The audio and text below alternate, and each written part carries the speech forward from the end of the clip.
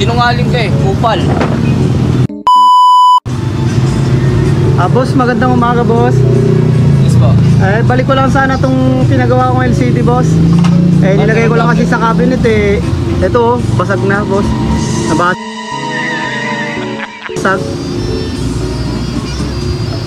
Isang buwan na to, boss eh. Oo nga eh, boss. Nailagay ko sa loob ng cabinet eh. Natuluguan ko eh. Pagising ko, ganyan na, boss. Hindi totoo yan. Pero ito po, ano to, human error to, na anuhan ng matigas na bagay. Ibig sabihin, merong bagay sa cabinet nyo na matigas, hindi lang sa damit. Hindi, Papalitan wala. po na LCD to. Papalitan huli yan, boss? Opo, Paano yan? nabasag yun. Panibagong bayad na naman yan, boss. Isang buwan na to eh. Opo, kasi wala namang basag to na binigay ko sa inyo eh.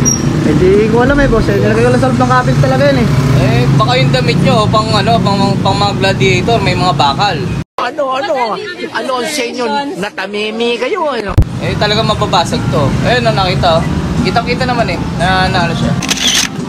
Oo nga, boss. Ng matigas na bagay. Papalitan po ulit to na LCD. Wala tayong warranty. Paano yan? Panibagong bayad na naman ako nito, boss. Opo, human error po yan eh. Hindi ko na sagot yan kung paano nyo siya ginamit. Hindi pwede yan, boss.